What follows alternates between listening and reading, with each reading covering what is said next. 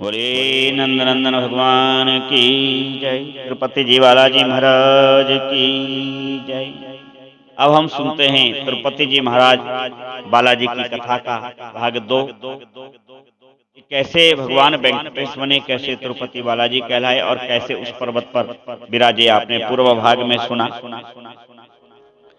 नारद जी के द्वारा जब भगवती पद्मावती को यह बात बतलाई गई कि आप साक्षात क्षीर सागर से प्रकट हुई लक्ष्मी के समान ही हो। अब नारद जी यह तो नहीं कह सकते थे कि आप लक्ष्मी ही हो, किंतु उनके सखी समुदाय को संकेत कर गए। जब वहां से नारद जी अंतर्ध्यान हो गए, तदंतर सखियों ने पद्मिनी से कहा कि सखी चलो वन में फूल लाने के लिए चलें। यों कहकर के आकाश राज की कन्या के साथ वे सखियां वन में गईं और फूलों को तोड़ती हुई इधर उधर बिचरने लगी। फिर वे सब सखियां एक वनस्पति के नीचे जा बैठी और इसी समय उन्होंने चंद्रमा के समान श्वेत वर्ण वाले एक ऊंचे घोड़े को देखा। उसके ऊपर श्याम वर्ण का पुरुष सवार था। उसकी आकृति और कांति कामदेव को भी लज्जित करने वाली थी। उसके विशाल नेत्र पद्म पत्राकार कानों के समीप पहुंचे हुए थे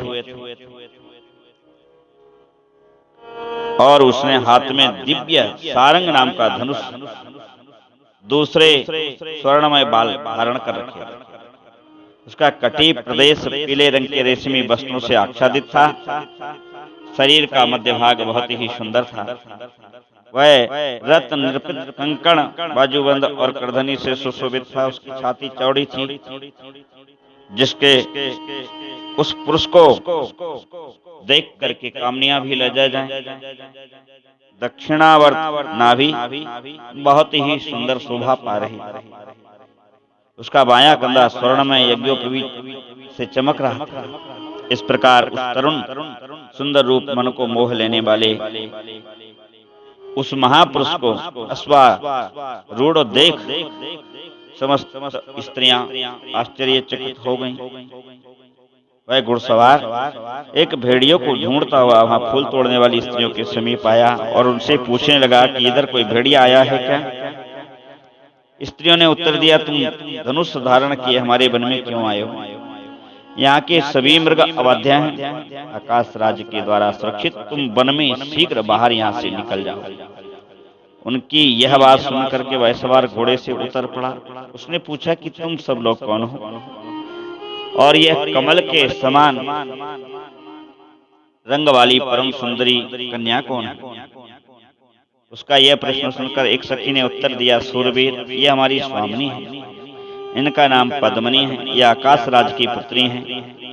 इनका प्रादुर्भाव पृथ्वी से हुआ है। सुंदर शरीर वाले पुरुष, अब तुम अपना परिचय दो। तुम्हारा नाम क्या है और निवास स्थान कहाँ है और किस कारण से तुम यहाँ हमारे बीच में इस वन में आए हो? सखियों के इस प्रकार पूछने पर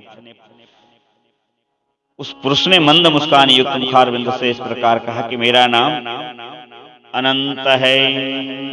भगवान तो अनंत है, भगवान की कथा भी अनंत है। तभी तो मानस में बाबा तुलसीदास लिखते हैं कि हरि अनंत, हरि कथा अनंत,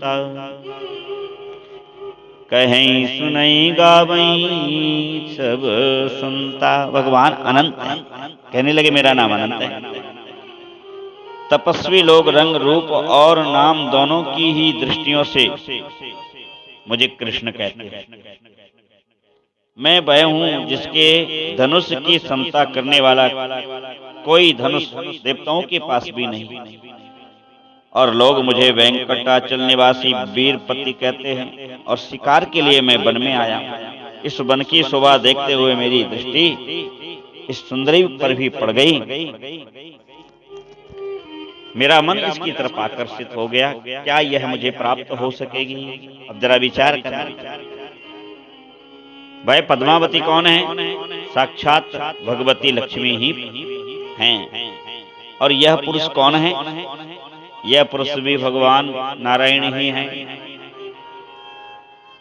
श्री कृष्ण की यह आवाज सुनकर के सब सखियां कुपित हो गईं। तब कृष्ण घोड़े पर चढ़कर शीघ्र ही वेंकटाचल पर चले गए और वहां अपने दिव्य निवास स्थान पर पहुंचकर वे घोड़े से उतर गए। कृष्ण के रूप में साक्षात श्री हरि ही थे। घोड़े से उतरकर उन्होंने रत्नमय मंडप में प्रवेश किया और मुक्तामय मंदिर में जाकर नूतन रत्नमय सिंहासन पर विराजमान हो गए और उसी विशाल नेत्र वाली तथा मंद मुस्कान से सुशोभित मुखारविंद वाली पद्मावती का मन ही मन स्मरण करने लगे भगवान। तदंतर मध्याह्न काल में भगवान के भोग लगाने के लिए दिव्य उत्तम एवं सुगंधित अन्न तैयार करके बकुल मालिका नाम की सखी भगवान को देखने के लिए शीघ्रता पूर्वक आ गई और उनके चरणों में भक्ति भाव से प्रणाम करके पास ही बैठ गई। उसने देखा कि श्रीहरि नेत्र बंद किए हुए। अब आनंद देखना, जब भगवान वेंकटाचल तिरुपति भगवान के जब नेत्र बंद देखे, उस सखी ने, उस सेविका ने तब वह समझ गई कि यह किसी की याद कर रहे हैं, स्मरण कर रहे हैं। तब उस सखी ने कहा कि देव देवेश्वर उठिए, पुरुषोत्तम आपके लिए बहुत उत्तम रसोई तैयार की गई है, माधव अब भोजन के लिए पधारिए। भगवान बोले, सखी प्राचीन काल की बात है, पवित्र त्रेता युग में जब मैंने रावण का वध किया था, यह कथा भगवान पति जी श्रवण करा रहे हैं अपनी सखी को। बकुल मालिका नाम की सखी इसको सुन रही है और बकुल मालिका सखी को भगवान सुना रहे हैं कि प्राचीन समय की बात है कि जब मैंने त्रेता युग में रावण का वध किया था, उस समय वेदवती नाम वाली एक कन्या ने लक्ष्मी जी की सहायता की थी। लक्ष्मी राजा जनक के यहाँ पृथ्वी से उत्पन्न हो सीता के रूप में निवास करती थी। फिर मुझसे विवाह होने पर जब वे मेरे साथ वन में गईं, तब एक दिन पंचवटी में मारीच नामक राक्षस का वध करने के लिए मैं आश्रम से बाहर गया। मेरा छोटा भाई लक्ष्मण भी सीता के कहने पर मेरे ही पीछे चला आया और तत्पश्चात राक्षस राज रावण सीता को हर ले जाने के लिए मेरे आश्रम के समीप आया। उस समय मेरे अग्निहोत्र गृह में विद्यमान अग्निदेव रावण की वैसी चेष्टा जानकर सीता को साथ ले पाताल में चले गए और अपनी पत्नी स्वाहा की देखरेख में सीता को सौंप करके लौट आए। पूर्व काल में कल्याणमयी वेदवती को एक बार उसी राक्षस ने स्पर्श कर लिया था, जिससे दुखी होकर उसने प्रज्वलित अग्नि में अपने शरीर का त्याग किया। उस समय उसी वेदवती को रावण का संहार करने के उद्देश्य से अग्निदेव ने सीता के समान रूप वाली बना दिया और मेरी पर्णशाला में सीता के स्थान पर उसे लाकर छोड़ दिया। रावण ने उसी का अपहरण करके लंका में ला बिठाया। तदंतर रावण के मारे जाने पर अग्नि परीक्षा के समय उसी वेदवती ने अग्नि में प्रवेश किया और उस समय अग्निदेव स्वाहा के समीप सुरक्षित जनक नंदिनी सीता रूपा लक्ष्मी को लाकर पुनः मेरे हाथ में दे दिया। इस प्रकार कहा कि देव, यह वेदवती सीता का परम प्रिय करने वाली है, अतः आप इसे वरदान देकर के प्रसन्न करें। अग्नि की यह बात सुनकर कल्याणमयी सीता ने भी मुझसे कहा कि प्रभु, यह वेदवती सदा मेरा कार्य करने वाली है, यह उच्च कोटि की भगवत भक्त है, अतः आप स्वयं ही इसे अंगीकार करें। तब मैंने कहा कि देवी, अभी तो नहीं, किंतु कलयुग में तुम्हारे कथन अनुसार कार्य करूंगा।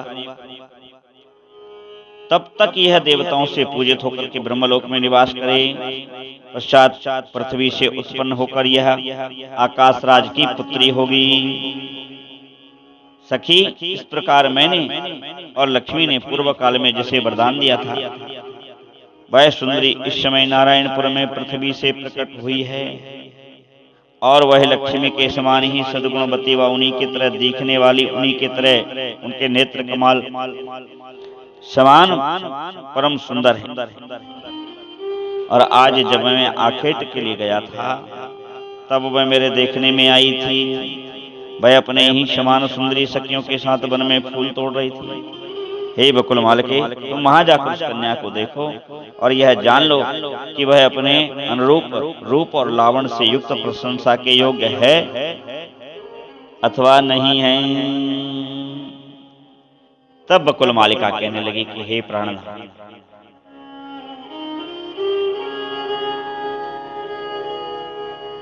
देवादिदेव भगवान को प्रणाम करके गुंजा के दाने के समान लाल रंग वाले घोड़े पर सवार हुई और वह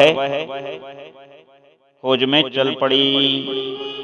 बोलिए माता पद्मावती की जय, तिरुपति बालाजी महाराज की जय, नंदनंदन भगवान की जय। आप सबका मंगल हो। पुनः इसी भाग को आगे सुनने के लिए आप सादर आमंत्रित। श्री राम जय राम, जय जय राम।